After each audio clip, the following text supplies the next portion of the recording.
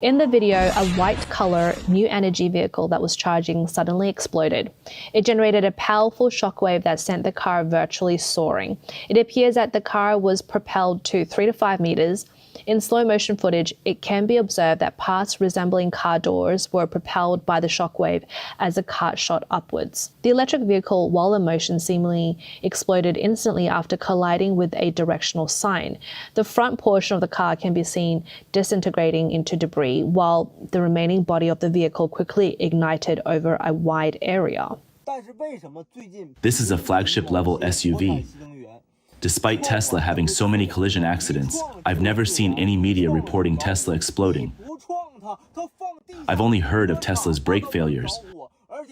But why do we see Chinese electric cars frequently catching fire after collisions recently? Why do they catch fire right after a collision? Why is it that you don't even have to crash it? It can catch fire even when parked underground. In the video, an electric car is exploding, but what's different was that it was repeated and sustained. Even though the person filming is at a relatively safe distance, the sound of explosions can still be heard, resembling crackling fireworks. Electric vehicles are not only catching fire on the roads, but now even at sales centers. Recently, a BYD automobile sales center located on Hunan Avenue in Shenyang experienced a sudden fire. Firefighters can be seen battling the blaze on one side of the sales office while BYD vehicles parked on the roof began to ignite. Thick black smoke billows from the parking area, spreading extensively. It appears that the fire is not confined to just one location, as dense smoke can also be seen emerging from windows on the right side of the top floor. Electric vehicles in China are also called new energy vehicles. They have been prone to self-ignition or explosions due to their immature technology. As shown in the last few video clips, you will frequently come across social media videos of Chinese electric cars catching fire or exploding. This underscores the ongoing safety issues with Chinese electric vehicles that remain unresolved. Just like regular traffic accidents, these incidents occur with alarming frequency, with new cases of self-ignition reported almost every month. In addition to self-ignition issues, the artificial intelligence navigation system in Chinese electric cars have also been the source of some humorous mishaps. One driver of a BYD electric vehicle had the intention of charging the car but ended up being guided by the navigation system to a cemetery, which left them both amused and bewildered. Hello, Xiaodi. I'm here. I asked you to navigate me to the nearest national grid charging station, but how did I end up here? Which one should I choose? National grid charging station. Hello, Xiaodi. Hello. To the national grid charging station. Which one should I choose? The first one. You have reached your destination. Reached my destination? This is a cemetery, not my destination. I want a charging station. In terms of consumer contraction in the second half of 2023, the growth rate of the Chinese electric vehicle market has significantly slowed down compared to the previous year. According to the latest data provided by the China Passenger Car Association, CPCA, it is evident that the overall market trend has shown a noticeable downturn. Not only have electric vehicles sales experienced a significant slowdown, but the overall automobile sales volume has also seen a considerable decline. According to CPCA, from Jan to November 2023, among the top 10 automakers in China, aside from BYD, 4 other automakers have experienced year-on-year decline in sales. These companies are SAIC Volkswagen, GAC Toyota, SAIC General Motors, and Great Wall Motor. The remaining 5 automakers have seen minimal growth, with some nearly maintaining sales levels similar to the previous year. It has been reported that by the end of the third quarter, a total of 5.9 million electric vehicles have been sold in China, falling short of the sales targeted by 30%. Overall, this reflects a declining purchasing power among Chinese automotive consumers. It signals the precursor to a downturn in the automotive industry. Next year, the outlook of Chinese automotive industry, especially for new energy vehicles that do not align quality with price, appears to be rather grim. Electric vehicles are one of China's proud new energy industries, along with lithium batteries and solar power, all referred to as the 3 new emerging industries. They have become a significant economic driver under the rule of the Chinese Communist Party. But according to recent research by experts, it appears that the CCP's reliance on these three new industries is starting to show signs of decline. In the lithium battery sector, the current situation in China is also not very optimistic. 4 years from now, we will witness the beginning of a battery catastrophe. The current prosperity in the battery market is because of supply shortages. It is driven by the unexpected growth of the new energy car market. The rapid increase in the market share of new energy vehicles and the simultaneous boom in energy storage have created immense demand for batteries, triggering massive production capacity expansion. But rational business leaders are aware that this is unsustainable. Once supply catches up with demand, massive production capacity will follow suit. In China, any city with a GDP of over 500 billion is heavily investing in batteries. Governments are pouring hundreds of billions into battery factories. When you add it all up, China's battery production is enough to take us to Mars.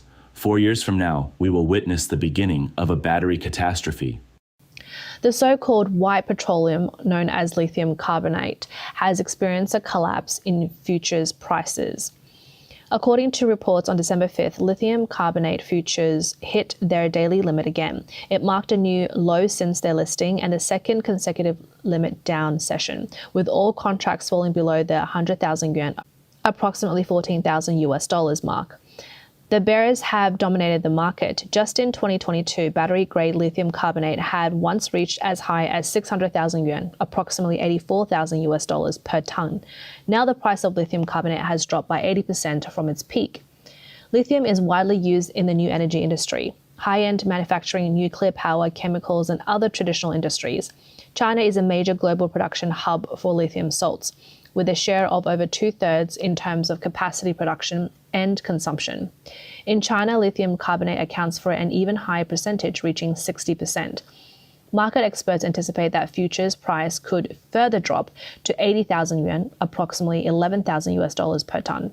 At the current prices, roughly 1/3 of manufacturers are already facing losses.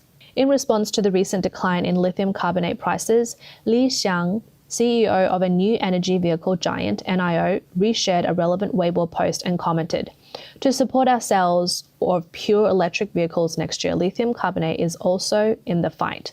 Despite the overall pessimistic sentiment in the industry and across various sectors, lithium carbonate continues to face downward pressure. According to reports, lithium carbonate producers in Yichun City, Jiangsu Province, have recently pressed the pause button. Some lithium salt companies have even resorted to transferring part of the lithium carbonate products to offset their purchase payments. Many lithium mining listed companies such as Ganfeng Lithium and Salt Lake Potash are expected to see decline in performance. In the era of new energy vehicles, the profitability has led many companies and governments to invest heavily in battery production, but they have simultaneously overlooked another critical issue related to lithium-ion batteries. China currently lacks a well-established battery recycling industry. Interviewing you for a professional question. What? What should I do if the battery swells? It's no longer usable. And how should we handle discarded batteries? Just throw them away. Nobody comes to recycle these things. Many lithium-ion battery recycling efforts still heavily rely on manual sorting. While China has been vigorously developing battery production and research in the industry, there are few companies willing to invest in specialized battery recycling. Data shows that in 2023, China is expected to generate 2.3 million tons of scrapped power batteries, but the current recycling volume only accounts for 20%. This means that the remaining 80% of discarded batteries might end up in the regular trash bins. Given the significant pollution associated with batteries, it raises concerns about whether the large-scale production of batteries over the years could lead to additional environmental challenges. Let's take a closer look at China's solar energy industry. Currently, 3/4 of the world's solar energy capacity is in China. Since 2004, Europe and the United States have vigorously promoted energy transformation, driving the global photovoltaic market. The CCP, recognizing the enormous profits with this trend, strongly supported numerous photovoltaic enterprises. In 2005, China's first private photovoltaic company was listed on the New York Stock Exchange. In 2007, China's solar cell production surpassed Japan, making it the world's largest producer of solar cells. In 2022, China's export of photovoltaic products exceeded $50 billion, representing an 80% year-on-year increase. Despite the apparent success of the photovoltaic industry, it has also experienced side effects, notably overcapacity. It is reported that as of December 15th, the market value of LONGi green energy technology has evaporated by over 20 billion yuan, approximately $2.8 billion this year. Recently, China's photovoltaic industry has shown signs of overcapacity, with a significant drop in photovoltaic module prices, leading some second-tier photovoltaic companies to sell at a loss. At the same time, photovoltaic companies have been frequently reporting layoffs and production cutbacks. The price of polycrystalline silicon has also been continuously declining. According to the silicon branch of the China Non-Ferrous Metal Industry Association, as of December 6, the transaction price of monocrystalline dense material has fallen below 60,000 yuan, approximately $8,400 per ton. Since the beginning of 2023, the price of polycrystalline silicon has dropped by more than 60%. Faced with rapid price declines, there have been reports of several photovoltaic companies reducing production, shutting down and laying off employees. Several leading mainstream companies are reported to have layoff rate as high as 15 to 20%, with LONGi Green Energy rumored to lay off 10,000 employees. Other companies in the battery sector like ACO reduced production by up to 30%. Even leading photovoltaic equipment companies like Suzhou Maxwell have seen their stock prices fall, evaporating 40 billion yuan. Lingyang Energy, the world's second largest investors of photovoltaic power stations, has also been selling photovoltaic power stations at lower prices. In addition to domestic challenges, China's new energy industry is also facing international scrutiny and sanctions. Due to the industry's long-term reliance on the CCP for financial support, extensive subsidiaries, and the practice of forcibly reducing product prices, Chinese automakers have captured a significant share of global markets. This has disrupted the new energy industry order in the EU and the US, leading to anti-dumping investigations into China. In 2009, the Chinese government initiated comprehensive support for the new energy industry, including electric vehicles, and began providing subsidies. The subsidies for new energy vehicles in some cases exceeded the actual selling price of the vehicles. China manufactures 3/4 of the world's lithium-ion batteries. Lithium-ion battery manufacturers like Contemporary Apex Technology Co. Limited, CATL, have made significant investments in Xinjiang and have faced allegations of using forced labor from Xinjiang. In 2010 and 2011, China's export of photovoltaic components exceeded $20 billion, but China subsequently faced consecutive double reverse investigations by Europe and the US. The photovoltaic double reverse cases are among the largest in terms of the amount involved in the history of Sino-European trade disputes.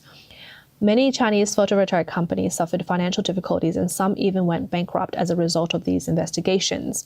The EU has formally initiated an anti-subsidy investigation into electric vehicles manufactured in China.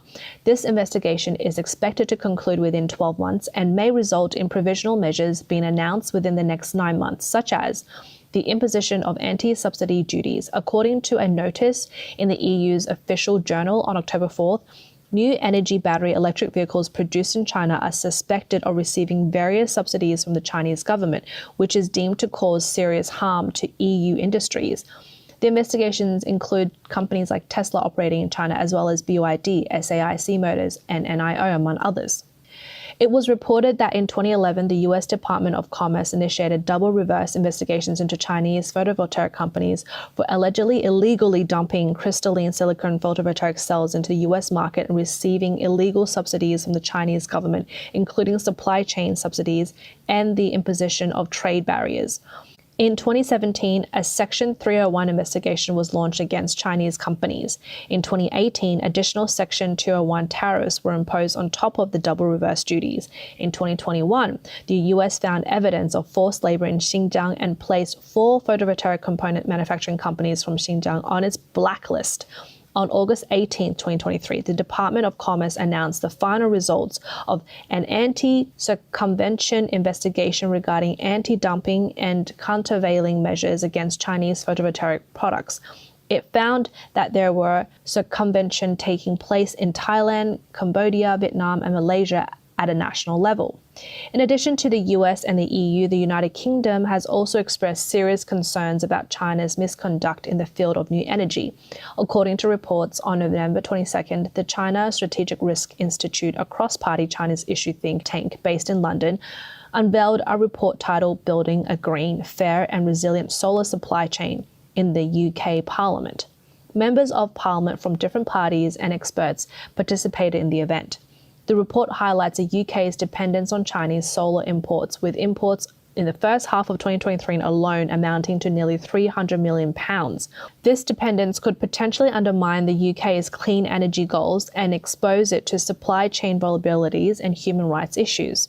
Conservative Party members and members of the UK Parliament's Energy Security and Net Zero Committee, Alexander Stafford, warned that China's actions could strangle the global supply of solar technology, leading to concerns about achieving the UK's net zero goals. Another Conservative Party MP, Mark Palsey, also expressed similar concerns, emphasising the risk associated with dependence on a single source. Overall, the three major industries that China has heavily invested in, electric vehicles, lithium-ion batteries, and the solar energy industry, are facing significant challenges. Domestically, the electric vehicle industry is grappling with issues such as poor quality and declining consumer demand. The lithium-ion battery sector is dealing with problems like future market crashes, production cutbacks, and layoffs. Meanwhile, the solar energy industry is grappling with overcapacity and loss-making sales. Internationally, countries like the United States and European nations are becoming increasingly aware that China's new energy products have disrupted the global economic order and raised serious safety concerns. The CCP is facing anti-dumping investigations and corresponding sanctions from the world, presenting a challenging combination of domestic and international issues. The road ahead may not be as smooth as it once seemed for China's new energy industries.